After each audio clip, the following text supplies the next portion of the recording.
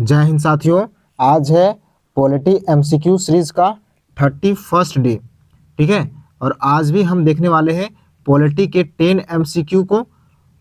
अगर आप लोग इससे पहले के सीरीज को नहीं देखे होंगे ना, तो चैनल के प्लेलिस्ट में जा करके सीरीज को देख सकते हैं। इससे आपको कॉम्पिटिटिव एग्जाम्स में बहुत ज़्यादा हेल्प मिलेगा। हम रिपीटेड क्वेश्चंस को हर दिन नहीं पढ़ाते हैं, बल्कि हर दिन अलग अलग टाइप के क्वेश्चंस को पढ़ाते हैं। तो प्लेलिस्ट में जा करके अगर आप लोग क्वेश्चंस को देखेंगे तो आप लोगों को एग्जाम्स में बहुत ज़्यादा हेल्प मिलेगा। ठीक है, तो हम यहाँ पे केवल क्वेश्चंस को नहीं देखते हैं, बल्कि उसके बेसिक कॉन्सेप्ट्स को भी समझते हैं। ठीक है, देख सकते हो इस प्रकार के टॉपिक्स जो है वो हम आज पढ़ने वाले हैं। कितने सारे टॉपिक्स हैं, हम इसके सारे टॉपिक्स को एमसीक्यू भी देखने वाले हैं, और इसके ऊपर जो बेसिक कॉन्सेप्ट्स होगा ना एग्जाम्स, उसको भी हम समझेंगे आज। ठीक है, जैसे देख सकते हो कि आज हम समझने वाले हैं बैक कैमरल लेजिस्लेचर्स के बारे में, फेडरल सिस्टम्स के बारे में, यूपीएससी के बारे में, ऑल इंडिया सर्विसेज के बारे में, नीति आयोग के बारे में, एनएचआरसी के बारे में, काउंसिल ऑफ मिनिस्टर्स के बारे में, प्राइम मिनिस्टर्स के बारे में, और कैबिनेट कमिटीज़ के बारे में जो है वो आज हम पढ़ने वाले हैं। ठीक है, तो इस प्रकार के टॉपिक्स के साथ साथ हम इसके एमसीक्यू सीरीज को भी देखने वाले हैं। तो हो सके तो आप लोग पेन और कॉपी निकाल करके नोट्स बनाते जाइएगा, आप लोगों को बहुत ज़्यादा हेल्प मिलेगा इससे। ठीक है, अब देखते हैं आज का फर्स्ट क्वेश्चन को। तो चलो देखते हैं आज का फर्स्ट क्वेश्चन को। तो आज का फर्स्ट क्वेश्चन है, देखो, विच of the following is not a feature of Indian constitution. हमारा संविधान का जो ऑप्शन में दिया गया है उनमें से कौन सा जो है ना वो हमारे संविधान का फीचर्स नहीं है। तो क्या नहीं है? तो हमारा संविधान क्या रिटन कॉन्स्टिट्यूशन नहीं है? ये तो गलत है। ठीक है, फेडरल इन नेचर नहीं है क्या? फेडरल इन नेचर तो है। ठीक है, यानी गवर्नमेंट्स जो है वो क्या है, स्टेट गवर्नमेंट्स और सेंट्रल गवर्नमेंट्स के बीच क्या है, डिवाइडेड है। ठीक है, तो ये फेडरल इन नेचर है हमारा संविधान। ठीक है, पार्लियामेंट्री फॉर्म ऑफ गवर्नमेंट्स नहीं है, तो पार्लियामेंट्री फॉर्म ऑफ गवर्नमेंट्स तो है। ठीक है, लोकसभा और राज्यसभा। ठीक है, और यहाँ पे क्या बोल रहा है, तो यूनिक कैमरल लेजिस्लेचर्स, क्या हमारे पार्लियामेंट में केवल एक ही सदन है क्या? यूनिक कैमरल लेजिस्लेचर है क्या? केवल मान के चलो यूनिक कैमरल लेजिस्लेचर मतलब एक ही सदन। ठीक है, जैसे लोकसभा है ना, तो केवल लोकसभा होना चाहिए, क्या एक ही सदन हमारे पार्लियामेंट में है क्या? नहीं, तो यहाँ पे क्या है, यूनिक कैमरल लेजिस्लेचर जो है वो इसका राइट आंसर हो जाएगा, यानी कि हमारे संविधान का जो है ना वो फीचर नहीं है। ठीक है, तो ऑप्शन नंबर डी इसका राइट आंसर हो जाएगा।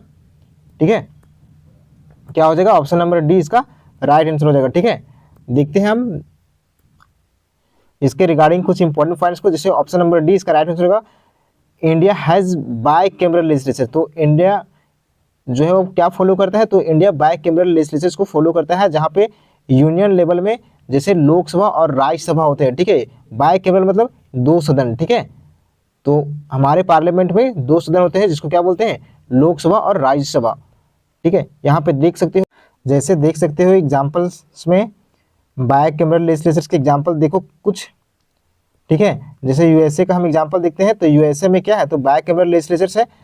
और जिस तरीके से भारत में पार्लियामेंट है, उसी तरीके से हम वहाँ पे क्या बोलते हैं, वहाँ पे पार्लियामेंट नहीं बोलते हैं, उसको क्या बोलते हैं, तो उसको हम कांग्रेस बोलते हैं, वहाँ पे कांग्रेस बोला जाता है। ठीक है, और जिस तरीके से भारत के पार्लियामेंट में लोकसभा और राज्यसभा होते हैं, उसी तरीके से यूएसए में जो है वो क्या होता है, तो हाउस ऑफ रिप्रेजेंटेटिव्स होता है और सीनेट होता है। क्या होता है, हाउस ऑफ रिप्रेजेंटेटिव्स और सीनेट, जिसको वहाँ पे लोअर हाउस ऑफ रिप्रेजेंटेटिव्स को बोला जाता है, और सीनेट जो है वो अपर हाउस को बोला जाता है। ठीक है, उसी प्रकार से हम देखें इंडिया में जो है, इंडिया के एग्जाम्पल्स हम जानते हैं कि यहाँ पे बाय कैमरल लेजिस्लेचर्स है, जिसको लोकसभा को लोअर हाउस बोला जाता है और राज्यसभा को अपर हाउस बोला जाता है। ठीक है, और इसको क्या बोला जाता है, तो पार्लियामेंट बोला जाता है।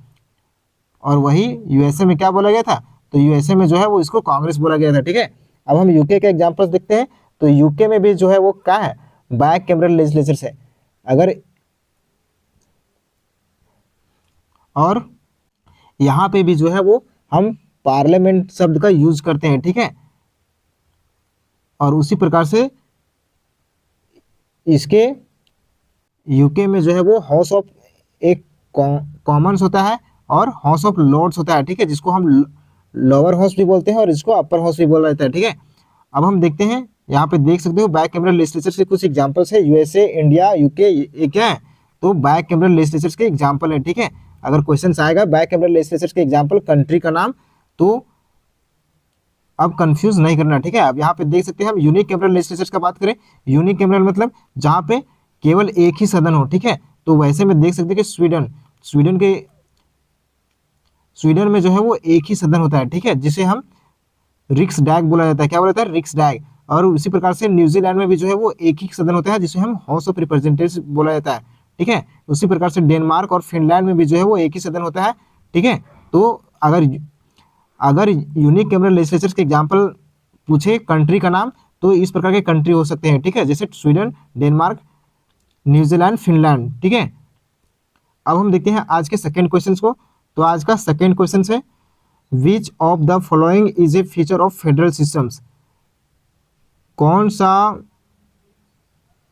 फीचर है फेडरल सिस्टम का, कौन सा फीचर है, यानी ऑप्शंस में जो दिया गया है उसमें से कौन सा फीचर है फेडरल सिस्टम का। फेडरल सिस्टम बोले तो देखो यहाँ पे ऑप्शंस में देखो, पहले single legislative authority. Federal systems में क्या सिंगल लेजिस्लेटिव अथॉरिटी होता है? नहीं, ठीक है। तो क्या division of powers between union and states, तो क्या फेडरल सिस्टम में डिवीजन ऑफ पावर्स होता है सेंटर और स्टेट्स के बीच? हाँ, ये तो सही है। यूनिटरी गवर्नमेंट्स होता है क्या फेडरल सिस्टम में? यूनिटरी गवर्नमेंट्स तो होगा ही नहीं। फेडरल सिस्टम मतलब गवर्नमेंट्स का जो है ना वो डिवीजन होना, ठीक है। नो कॉन्स्टिट्यूशन, क्या कॉन्स्टिट्यूशंस नहीं होता है?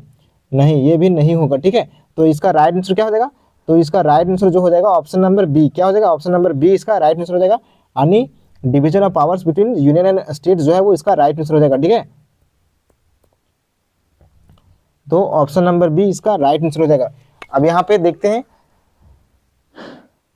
अगर हम फेडरल सिस्टम बोले तो फेडरल सिस्टम क्या होता है? एक federal system is a system of governments. तो क्या होता है? ये गवर्नमेंट्स का सिस्टम होता है in which power is divided between two levels of government, जहाँ पे डिवीजन ऑफ पावर जो होता है ना वो टू लेवल्स में डिवाइड होता है। जैसे हम सेंट्रल लेवल पे बोलते हैं और स्टेट लेवल पे बोलते हैं, ठीक है। सेंट्रल लेवल में सेंट्रल गवर्नमेंट्स अपना लॉज बनाती है और स्टेट लेवल में स्टेट गवर्नमेंट्स जो है वो वहाँ के लॉज बनाने का काम करते हैं, ठीक है। अब हम देखते हैं each levels of government has on powers. हर एक लेवल पे जो है वो क्या होता है? तो अपना अलग पावर होता है, रिस्पॉन्सिबिलिटी होता है और फंक्शंस होता है, and can not abolish to other, ठीक है। उसको एबोलिश नहीं किया जा सकता है। अब समझते हैं हम, federalism requires a written constitution that clearly divides.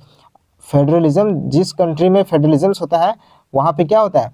तो पावर्स को जो है ना वो डिवीजन होता है। जैसे देख सकते हैं कि यूनियन लिस्ट में सेंट्रल गवर्नमेंट्स के पास पावर होता है और स्टेट लिस्ट के सब्जेक्ट्स के ऊपर स्टेट गवर्नमेंट्स का पावर होता है, ठीक है। और वहीं पे कंकरेंट लिस्ट के सब्जेक्ट्स के ऊपर जो है वो यूनियन गवर्नमेंट्स और स्टेट गवर्नमेंट्स दोनों का जो है वो पावर होता है, ताकि दोनों मिलकर कानून बनाए और लॉज को इम्प्लीमेंट करें, ठीक है। अब हम देखते हैं नेक्स्ट क्वेश्चन को आज का। तो देखते हैं आज का थर्ड क्वेश्चन को।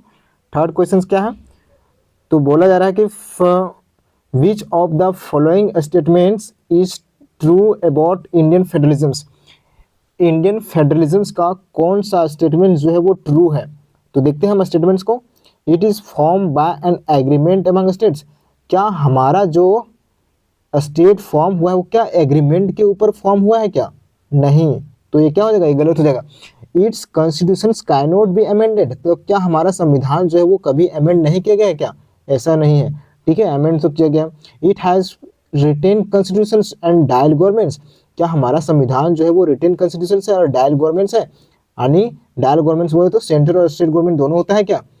तो क्या हो जाएगा? इसका ये सही है, ठीक है। तो इसका राइट आंसर क्या हो जाएगा? ऑप्शन नंबर सी इसका राइट आंसर हो जाएगा। ऑप्शन नंबर डी देख लेते हैं।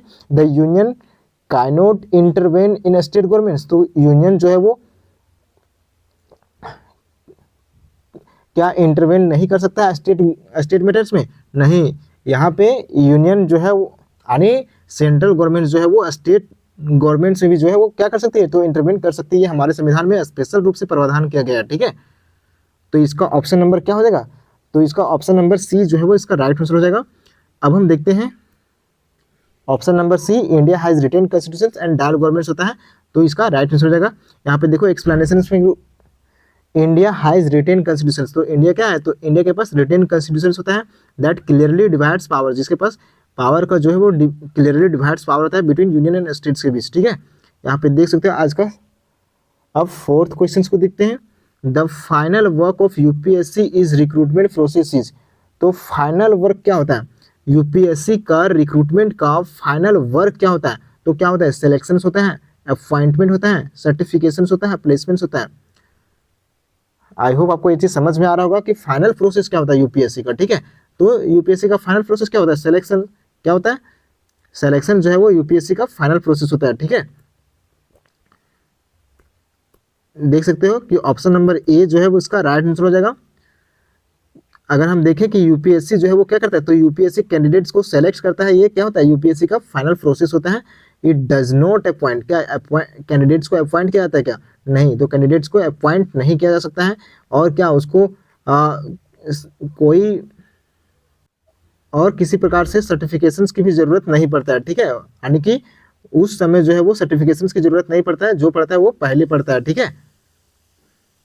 यहाँ पे देख सकते हो कि सिलेक्शन जो है वो इसका राइट आंसर हो जाएगा, ठीक है। क्या हो जाएगा, सिलेक्शन राइट आंसर हो जाएगा। तो यूपीएससी का रोल क्या होता है, तो यूपीएससी जो है वो क्या करती है, तो एग्जाम्स को कंडक्ट करवाती है, इंटरव्यूज लेती है और अदर असेसमेंट्स का ऊपर जो है वो काम करती है, ठीक है। Prepares A merit list of candidates, क्या करती है, तो यूपीएससी जो है वो मेरिट लिस्ट तैयार करती है कैंडिडेट्स का based on performance, send recommendations to the governments for appointment, और फिर क्या भेजती है, तो गवर्नमेंट के पास जो है वो रिकमेंडेशंस भेजती है अपॉइंटमेंट करने के लिए, ठीक है, ऑफिसर्स को। जिसे देख सकते हैं कि अपॉइंटमेंट जो है वो क्यों रॉन्ग होगा, तो यहाँ पे देखो अपॉइंटमेंट शब्द का जो प्रयोग है ना वो किसके लिए किया जाता है, तो प्रेसिडेंट के लिए किया जाता है, ठीक है, गवर्नर के लिए किया जाता है, competent authority depending on the post, ठीक है। हम कैंडिडेट्स के लिए अपॉइंटमेंट शब्द का प्रयोग नहीं करते हैं, ठीक है। UPSC only recommends names, UPSC जो है वो केवल नाम को रिकमेंड्स करता है, it does not formally appoint candidates, ठीक है। अब हम सर्टिफिकेशंस के ऊपर बात करें तो सर्टिफिकेशंस क्यों गलत है, तो certification refers to verifications of eligibility, यानी सर्टिफिकेशंस मतलब डॉक्यूमेंट्स को वेरीफाई करना, तो इस प्रकार के काम जो है ना वो सर्टिफिकेशंस के अंदर आते हैं, ठीक है। क्वालिफिकेशंस को देखना, ठीक है। तो UPSC does not certify in legal sense, UPSC क्या सर्टिफाई करता है, तो यूपीएससी जो है ना वो नहीं सर्टिफाई करता है लीगल सेंस में। It mainly selects candidate based on merits, तो यूपीएससी में जो भी कैंडिडेट्स सेलेक्ट होते हैं वो क्या होते हैं, तो मेरिट बेस्ड पे जो है वो सेलेक्ट होते हैं, ठीक है। अब यहाँ पे प्लेसमेंट जो है वो क्यों गलत है, तो देखो प्लेसमेंट का मतलब, प्लेसमेंट मीन्स क्या होता है, तो placement allocating the selected candidates to a specific post और डिपार्टमेंट। तो प्लेसमेंट का मतलब होता है कि कोई भी कैंडिडेट सेलेक्ट हो गया तो उसको एक स्पेसिफिक पोस्ट पे जो है ना उसको क्या करना, तो उसे प्लेसमेंट कर देना ही क्या कहलाता है, तो प्लेसमेंट कहलाता है, ठीक है। This is done by concern ministry और डिपार्टमेंट, नॉट यूपीएससी। तो ये कौन करता है, तो ये मिनिस्ट्री करते हैं, ना कि यूपीएससी करता है, ठीक है। अब हम देखते हैं आज का नेक्स्ट क्वेश्चन को। फिफ्थ क्वेश्चन बताया जा रहा है कि we the conditions of services of members of all India services are determined by. तो ऑल इंडिया सर्विसेज जो हमारे कंट्री में होते हैं उसको कौन डिटरमाइन करता है, ऑल इंडिया सर्विसेज को जो है वो कौन डिटरमाइन करता है, तो या क्या कॉन्स्टिट्यूशन ऑफ इंडिया करता है, पार्लियामेंट ऑफ इंडिया करता है, यूनियन पब्लिक सर्विस कमीशन करता है कि प्रेसिडेंट ऑफ इंडिया। तो इसका राइट आंसर जो हो जाएगा कि ऑल इंडिया सर्विसेज को जो डिटरमाइन करने का काम करता है वो कौन करता है, तो प्रेसिडेंट ऑफ इंडिया जो है वो ऑल इंडिया सर्विसेज को डिटरमाइन करते हैं, ठीक है। ऑप्शन नंबर ए जो है इसका राइट आंसर हो जाएगा। देख सकते हो इसके बारे में हम समझते हैं, तो ऑप्शन नंबर ए इसका राइट आंसर हो जाएगा। हमारे संविधान के आर्टिकल नंबर 310 से 314 के में इसके बारे में दिया गया है, पार्ट किसमें, तो पार्ट 14 में, ठीक है। ऑल इंडिया सर्विसेज का बात करें जिसमें आता है आईएएस, आईपीएस और आईएफएस, ठीक है। अब हम देखते हैं आगे प्रेसिडेंट और क्या डिटरमाइन करती है, तो ऑल इंडिया सर्विसेज को जो डिटरमाइन करती है उसका पे निर्धारित करती है, अलावेंसेस निर्धारित करती है, पे लीव कब मिल सकता है उसके बारे में तय करती है, ठीक है। पेंशन, रिटायरमेंट, तो ये सब जो है वो निर्धारित कौन करती है, तो प्रेसिडेंट डिटरमाइन करते हैं, ठीक है। Rules frame by president in consultation with the union governments, लेकिन जो प्रेसिडेंट करती है इस सबको तो वो कंसल्टेशन से करती है, ठीक है, यूनियन गवर्नमेंट्स के सहयोग से। The president acts on recommendations of the union governments, और प्रेसिडेंट जो काम करती है वो किसके सपोर्ट से, तो यूनियन गवर्नमेंट्स के सपोर्ट से काम करती है, ठीक है। अब हम देखते हैं 6 क्वेश्चन बताया जा रहा है कि when was NITI Aayog establish, NITI Aayog जो है वो कब इस्टेब्लिश किया गया था, तो नीति आयोग जो इस्टेब्लिश किया गया था, कब किया गया था, 2015 में जो है वो नीति आयोग को इस्टेब्लिश किया गया था। नीति आयोग का पहले नाम जो था वो क्या था, तो प्लानिंग कमीशन जो है वो पहला नाम था, ठीक है। और उसको 2014 में इसको अनाउंस किया गया था नीति आयोग को, उससे पहले क्या था, तो उससे पहले प्लानिंग कमीशन था, ठीक है। यहाँ पे हम समझते हैं और अच्छे से, तो इसका राइट आंसर जो हो जाएगा वो 2015 हो जाएगा, ठीक है। देखो नीति आयोग का फुल फॉर्म जो होता है नीति का, national institutions for transforming India, जो कि रिप्लेस किया गया था किसके द्वारा, तो प्लानिंग कमीशन के द्वारा जो है वो रिप्लेस किया गया था। अब नीति आयोग जो इस्टेब्लिश किया गया था वो कब किया गया था, तो नीति आयोग इस्टेब्लिश किया गया था 1 जनवरी 2015 को जो है वो इस्टेब्लिश किया गया था। लेकिन इसको अनाउंस जो किया गया था ना, नीति आयोग को जो अनाउंस किया गया था वो 2014 के बजट सेशन में किया गया था नरेंद्र मोदी के गवर्नमेंट्स के द्वारा, जो ठीक है, नरेंद्र मोदी के गवर्नमेंट्स के द्वारा 2014 में नीति आयोग को अनाउंस किया गया था, ठीक है। नीति आयोग को और जाना जाता है किस रूप में, तो थिंक टैंक के रूप में जो है वो जाना जाता है। क्यों थिंक टैंक के रूप में जाना जाता है, तो हम इसको समझेंगे, ठीक है।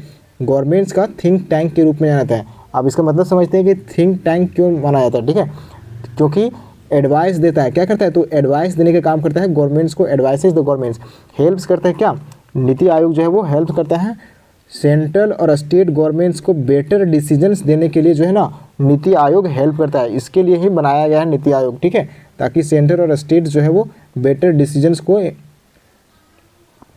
ला सके, इसीलिए जो है वो नीति आयोग हेल्प करता है इसमें, ठीक है। अब देख सकते हो और क्या किस चीज़ में हेल्प करता है, तो प्लान्स फॉर ए फ्यूचर, तो ये प्लान तैयार करता है, जैसे prepares long term visions, prepare करता है लॉन्ग टर्म विजन्स को एंड प्लान्स को फॉर इंडियाज़ ग्रोथ, इंडिया के ग्रोथ के लिए जो है ना वो प्लान तैयार करता है कौन, तो नीति आयोग जो है वो प्लान तैयार करता है, ठीक है। अब और देखते हैं, तो ये और क्या करता है, तो मॉनिटर करने का काम करता है, यानी इवैल्यूएट्स गवर्नमेंट स्कीम को जो है मॉनिटर करता है और प्रोजेक्ट्स को जो है वो मॉनिटर करने का काम करता है, ठीक है। और देखो, तो प्रमोट्स करता है इनोवेशंस एंड रिसर्च को जो है प्रमोट करने का काम करता है, जैसे देख सकते हो कि इनकरेजेज करता है, यानी न्यू आइडियाज़ को जो है ना वो इवॉल्व करता है, टेक्नोलॉजी के ऊपर जो है वो रिसर्च करता है, इनोवेटिव सॉल्यूशंस जो है वो ढूंढता है, ठीक है। कौन ढूंढता है, तो ये सब नीति आयोग के मेंबर्स जो है वो काम करते हैं, ठीक है। नीति आयोग के मेंबर इसके ऊपर रिसर्च करते हैं और काम करते हैं, ठीक है।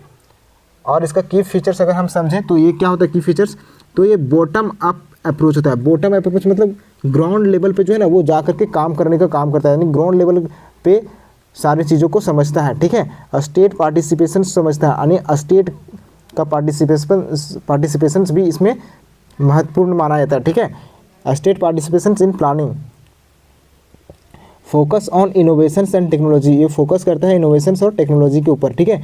एडवाइजरी रोल अगर देखें, डज नॉट एलोकेट फंड्स, जैसे एलोकेट फंड्स क्या आता था किसमें, तो प्लानिंग कमीशन में डायरेक्ट जो है वो सरकार क्या करती थी, तो फंड्स को एलोकेट कर देती थी, जिसके कारण क्या होता था, यानी पैसा जो है ना वो जितना पैसा जनता के लिए होना जाना चाहिए था, वो पैसा जनता के पास ना जा करके वो कहीं पे मतलब बीच में ही पैसा को जो है ना वो गायब कर देता था।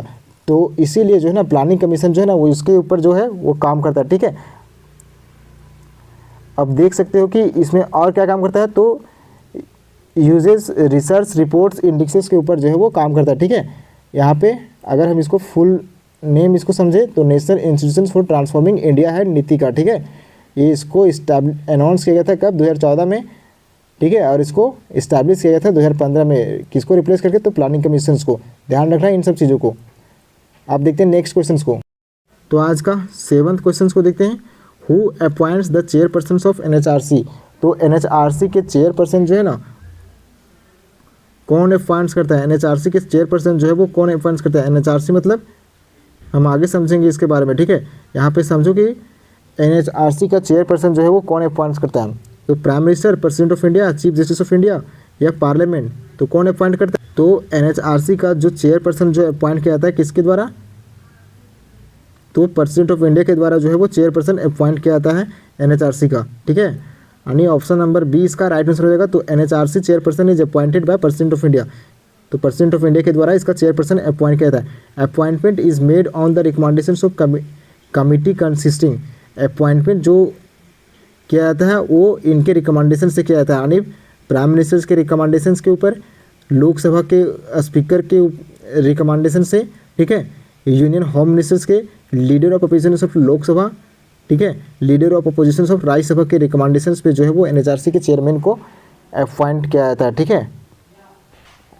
यहाँ पे और देखें तो चेयरपर्सन ऑफ NHRC, चेयरपर्सन कौन था NHRC का, तो the appointee must be retired chief justice of India. तो चेयरपर्सन जो होता है ना वो मुख्यतः जो है ना वो चीफ जस्टिस ऑफ इंडिया और रिटायर्ड जज of supreme court, supreme court के जज या फिर retired chief justice of India जो है वो इसके चेयरमैन होते हैं, ठीक है। NHRC का ध्यान रखना, NHRC का चेयरमैन जो है वो retired chief justice of India या फिर सुप्रीम कोर्ट के जज रिटायर होते हैं, वो होते हैं इसके चेयरमैन, ठीक है। इसको national human rights commissions is a statutory body. ये क्या है, तो ये जो है वो एक प्रकार का स्टैच्यूटरी बॉडी है, ठीक है। क्या है, नेशनल ह्यूमन राइट्स कमीशन जो है वो एक प्रकार का स्टैच्यूटरी बॉडी है, यानी कि हमारे संविधान में जो है वो यानी पार्लियामेंट से इसमें पास करके जो है बनाया गया था, ठीक है, बिल पास करके, उसे हम क्या करते हैं स्टैच्यूटरी बॉडी कहते हैं, ठीक है। To protect human rights in India, human rights को प्रोटेक्ट करने के लिए इसको बनाया गया था। देखो इसको NHRC was establish under the protection of human rights act 1993। तो किस एक्ट के तहत, ह्यूमन राइट्स एक्ट 1993 के तहत जो है वो इसको इस्टेब्लिश किया गया था, ठीक है। Which is an act of parliament. और देखो यहाँ पे anybody created by an act, जो भी एक्ट के जरिए जो क्रिएट किया था ना उसको हम क्या कहते हैं, तो उसको हम स्टैच्यूटरी बॉडी कहते हैं, ठीक है। यानी कोई भी जो है पार्लियामेंट के एक्ट के द्वारा बिल पास करके पार्लियामेंट के द्वारा जिस चीज़ को भी बनाया था, जिस लॉ को इम्प्लीमेंट किया था उसको हम क्या कहते हैं, तो उसको एक्ट कहते हैं, ठीक है। यानी उसको स्टैच्यूटरी बॉडी कहा जाता है, ठीक है। यहाँ पे देख सकते हो कि ये क्या करता है, तो ये क्या काम करता है, सो देखो इन्वेस्टिगेट करता है investigate violations of human rights, investigate करने का काम करता है, ठीक है, ह्यूमन राइट्स के वायलेशंस को, ठीक है। जैसे देख सकते हो कि look into complaints of violations और अब्यूज बाय गवर्नमेंट और पब्लिक अथॉरिटीज़, यानी देखता है, ठीक है, वायलेशंस और अब्यूज़ कंप्लेंट्स को जो है ना देखने का काम करता है। जैसे देख सकते हो कि एग्जांपल्स में अगर समझे कि क्या देखते हैं NHRC, तो custodial deaths, police axes, discrimination, torture, denial of fundamental rights, तो इस प्रकार की चीज़ों को जो है ना वो NHRC जो है ना वो देखने का काम करता है, ठीक है। NHRC submits annual and special reports जो है ना वो कहाँ सबमिट करता है, तो पार्लियामेंट में सबमिट करता है रिपोर्ट्स को। The chairperson must be retired chief justice of India. इसके चेयरपर्सन जो होते हैं वो कौन होते हैं, तो चीफ जस्टिस ऑफ इंडिया होते हैं या फिर सुप्रीम कोर्ट के जज होते हैं। Ensure judicial experience and authority in human rights mission, ताकि उसको एक्सपीरियंस हो किस चीज़ का, तो ह्यूमन राइट्स मैटर के ऊपर जो है वो एक्सपीरियंस हो, इसलिए चीफ जस्टिस ऑफ इंडिया या फिर सुप्रीम कोर्ट के जज को जो है वो इसका चेयरपर्सन बनाया जाता है, ठीक है। और चेयरपर्सन जो बनाया जाता है ना वो हेड्स होते हैं NHRC का, तो कब तक के लिए, 3 साल के लिए या फिर 70 साल तक जो है वो NHRC के चेयरपर्सन रह सकते हैं, ठीक है। अब हम देखते हैं नेक्स्ट क्वेश्चन को। तो आज का 8th क्वेश्चन को देखते हैं। Who appoints the union council of minister, कौन अपॉइंट्स करता है यूनियन काउंसिल ऑफ मिनिस्टर को जो है ना वो कौन अपॉइंट्स करता है, तो यूनियन काउंसिल ऑफ मिनिस्टर को कौन अपॉइंट करता है, तो यूनियन काउंसिल ऑफ मिनिस्टर को जो अपॉइंट किया जाता है वो किसके द्वारा किया जाता है, तो प्रेसिडेंट ऑफ इंडिया के द्वारा जो है वो यूनियन काउंसिल ऑफ मिनिस्टर्स को अपॉइंट किया जाता है, ठीक है। ऑप्शन नंबर ए इसका राइट आंसर हो जाएगा। देख सकते हो हमारे संविधान के यूनियन काउंसिल ऑफ मिनिस्टर जो है वो कहाँ पे दिया गया, तो 75(1) में दिया गया है, ठीक है। Of the Indian constitution the presidents appoints prime ministers and other ministers, president जो है वो अपॉइंट्स करते हैं प्रेसिडेंट जो है वो अपॉइंट करता है किसको, तो प्राइम मिनिस्टर्स को, और अदर मिनिस्टर्स को जो है वो 75 आर्टिकल 75(1) के तहत अपॉइंट किया जाता है। ठीक है, the president acts and advice of the prime minister, और प्रेसिडेंट जो काम करता है वो किसके एडवाइस से काम करते हैं, तो प्राइम मिनिस्टर के एडवाइस से काम करते हैं। ठीक है, when appointing other ministers, all ministers यानी कि जो भी काउंसिल ऑफ मिनिस्टर्स जो होते हैं ना, वो hold office during the pleasure of president, यानी कि प्रेसिडेंट अगर चाहेंगे ना तो उसे ऑफिस से जो है ना वो रिमूव भी कर सकते हैं, हटा भी सकते हैं, लेकिन इसके लिए जो है वो प्राइम मिनिस्टर का कंसेंट जो है वो आवश्यक होता है। ठीक है, तो वो सब जो भी काउंसिल ऑफ मिनिस्टर जो काम करते हैं वो प्रेसिडेंट के प्लेजर पे काम करते हैं। ये हमारे संविधान के आर्टिकल नंबर 75 के 2 में दिया गया है। But in practice the president acts in accordings of the presidents prime minister advice, लेकिन उसके लिए प्राइम मिनिस्टर का एडवाइस जो है वो नेसेसरी होता है। ठीक है, यहाँ पे देख सकते हो कि अगर हम अपॉइंटमेंट का बात करें उसका, तो अपॉइंटमेंट बाय किसके द्वारा कहता है, तो अपॉइंटमेंट जो कहता है प्रेसिडेंट ऑफ इंडिया के द्वारा कहता है on the advice of prime ministers. और इसकी एलिजिबिलिटी अगर देखें तो must be a member of parliament, कम से कम मेंबर होना चाहिए किसका, तो पार्लियामेंट का मेंबर होना चाहिए, लोकसभा या राज्यसभा का। ठीक है, और इसका टर्म जो होता है hold office during the pleasure of presidents, और इस टर्म क्या होता है, यानी प्रेसिडेंट चाहे तो उसे हटा सकता है या फिर जब तक सरकार जो है वो कॉन्फिडेंस में मेजॉरिटी ऑफ द मेंबर अगर सरकार के पक्ष में, तब तक जो है ना वो क्या होते हैं, तो कैबिनेट मिनिस्टर जो है ना वो पद से इस्तीफा नहीं देते हैं। ठीक है, PM is head of the council of minister, PM जो है वो काउंसिल ऑफ मिनिस्टर्स के क्या होते हैं, तो हेड होते हैं। अब हम देखते हैं नेक्स्ट क्वेश्चन को, तो आज का 9th क्वेश्चन देखते हैं। The term of office of prime minister depends on, यानी जो प्राइम मिनिस्टर्स का ऑफिस का जो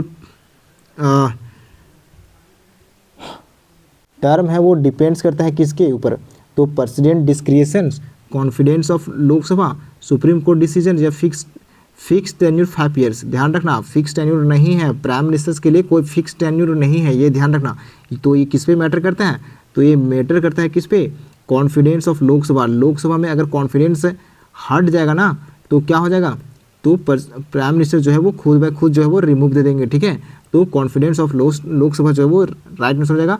PM continues in office as long as the confidence of the majority in the Lok Sabha, यानी उसे प्राइम मिनिस्टर्स को मेजोरिटी ऑफ द मेंबर्स को जो है ना वो अपने पक्ष में उसको जो है वो रखना जरूरी है, ताकि वो कॉन्फिडेंस में सरकार जो है वो चल सके। ठीक है, अनलाइक प्रेसिडेंट फिक्स टेन्यूर,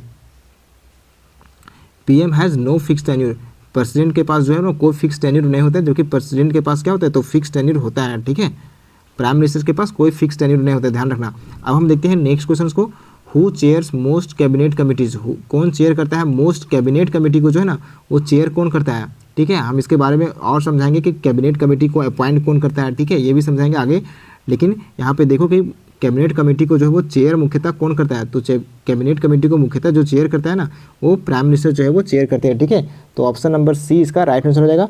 देखो यहाँ पे the prime minister of India is the chairperson of cabinet committee, कौन करते हैं, तो कैबिनेट कमेटी को चेयर जो करते हैं वो प्राइम मिनिस्टर करते हैं। जैसे देख सकते हो कि cabinet committee on security, cabinet committee on security defence and national security के चेयर जो करते हैं वो कौन करते हैं, तो प्राइम मिनिस्टर करते हैं। ठीक है, इसी प्रकार से देख सकते हो कि cabinet committee on economic affairs को अगर चेयर करने का बात करें तो जैसे इकोनॉमिक्स एंड फाइनेंशियल मैटर्स के ऊपर बात होता है। ठीक है, तो उसको भी चेयर कौन करता है, तो प्राइम मिनिस्टर करते हैं। Appointment committee on off cabinet, इसको भी जिसमें सीनियर मेंबर को जो अपॉइंट किया था उसको भी चेयर करने का काम कौन करते हैं, तो प्राइम मिनिस्टर करते हैं। इसी प्रकार से cabinet committee on political affairs का बात करें जिसमें पॉलिटिकल एंड पार्लियामेंट्री अफेयर्स के ऊपर बात होता है, तो इसको भी चेयर जो किया जाता है वो प्राइम मिनिस्टर के द्वारा किया जाता है। ठीक है, तो आज का लेक्चर इतना ही था। Take care, thank you, bye bye.